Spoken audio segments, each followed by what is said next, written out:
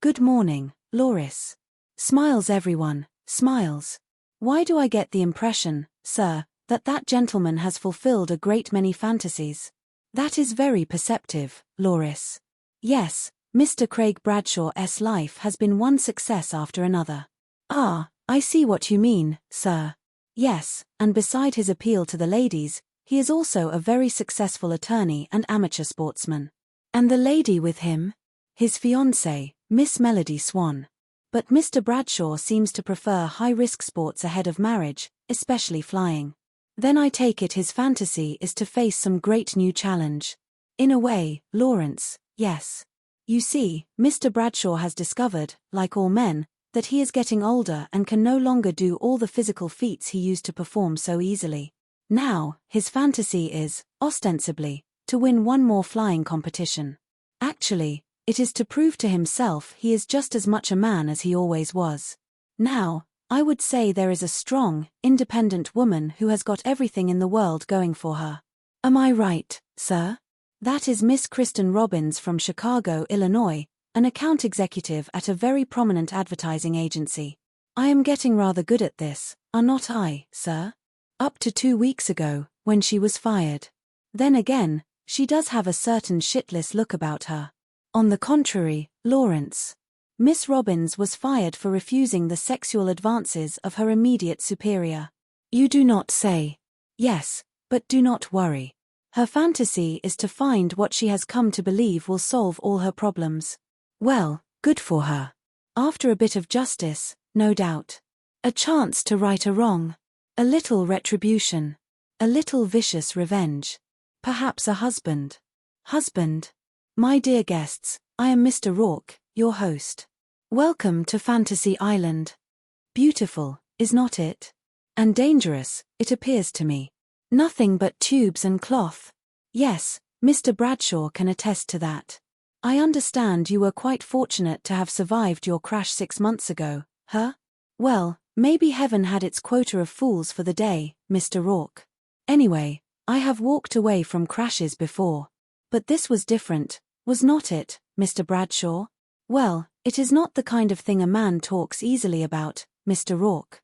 Does Miss Swan know about your fantasy? I would rather keep it between you and me. And, of course, Lawrence. I assure you, sir. Although I have ears, I hear not. Darling. Is anything wrong, Miss Swan? I do not know what is going on, Mr. Rourke. But I intend to find out. Craig, why are we really here? A vacation, just like I said. There are ultralights flying all over the place. Bud, Mike, your whole flying club is here. Okay, call it old home we have been. It is nothing to get upset about. You are going to fly in the competition, are not you? You have to prove a 40-year-old man with wired-together bones is just as macho as a bunch of 20-year-old kids. Excuse me.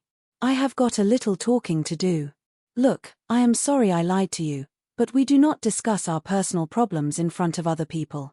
We do not discuss them in private either, Craig. That is the problem. I do not know what the hell our problem is. You have not changed in any way since I have known you. What is so terrible about staying young? Do not you understand? People do not stay young. They grow up. A rapist. That is what you could say he was, Mr. Walker. A would-be rapist. The man responsible for you being fired. Yes, the first day I walked through the door. He must have been jealous of me or something. Anyway, he became absolutely fixated on getting me in bed. Well, perhaps by conquering you sexually, in his mind he felt he would be conquering you professionally as well. It had to be that. Anyway, the propositions were frequent, subtle, till finally he dangled a promotion in front of me, the one I had been working to get for the last 4 years, and he made it plain enough. All I had to do to get it was sleep with him. I told him what he could do with his offer. Good for you, Miss Robbins. I guess. I have always been a good girl. I took a stand, the right stand, and not only did you lose the promotion, you lost your job as well.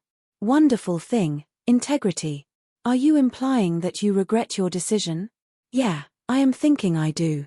I have spent my whole life doing things the moral way, the honest way, and look where it got me. I was wrong. It was not important. I should have given in. I do not think so, Miss Robbins. No offense, Mr. Rourke, but it is a whole other world out there. It is not pretty, it is not green, it is not quiet. Nothing simple, nothing certain, except that I cannot handle it anymore. And I am probably not going to get an opportunity to do it anyway, so I want out. I am not trying to escape anything. I am a woman.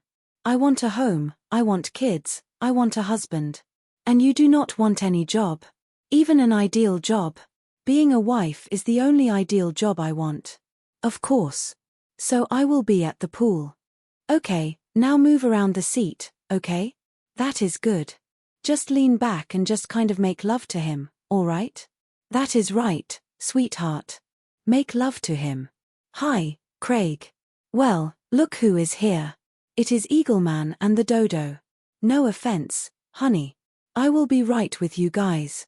Hi, Craig. Maybe I should go shopping for a few hours and let you stay and play little boy in the candy store. Come on, Melody, stop pushing it. I may take you up on the suggestion. Hey, Craig, when Mr. Rourke said you were coming, I thought, boy, that beats a kick in the head, old pal. How you doing? Good to see you. And how is the arm and everything else you broke? Just like new. Ah, fantastic. Tell you what, if you fly this bird of mine, Craig can win, and with a little Eloise S. Bod wound him in the ads, we will all wind up on the 6 o'clock news. How you doing, sweetheart? Sorry about the dodo. No offense. It is all right. I know all about the dodo. A fightless bird, right? It is gonna be nice working again with you, Craig. Do not count on it too much, Eloise. Bigger ailerons. 50% more tail. What do you say, Craig? You are gonna fly it for me. I have not thought much about it, Bud. Honey, they do not give a damn about you. It is what you can do for them. What do I do for you? It is what we do for each other that counts. Up till now, anyway. Could you explain that, please, in plain English? Sure. I am scared. I am scared of what is happening to us. I am scared of you going up in this plane to prove something that does not need proving. I am scared of you killing yourself. Thanks for the vote of confidence. Well, what do you say, buddy? You gonna fly this thing for me? I am thinking about it. Good. Let me know at the party, all right? See you. You are gonna fly, are not you? When I make up my mind, you will be the first to know. You know it. Miss Robbins, may I? Please. Thank you. Well, I do not know, Mr. Rourke. This feels like a livestock auction. This may be what men do when they are on the make, but I am looking for a husband, not a side of beef. Ah, do not worry, Miss Robbins. While you obviously will not have to make any final decision, I have taken it upon myself to come up with some candidates from whom you can choose. Is that what he is?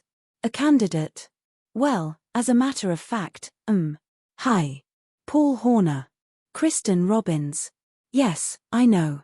BA in Languages from Ohio Wesleyan, MA in Communications from Northwestern, 3 years as a reporter with the Muncie Examiner, and 4 years with Dwyer Kane Advertising.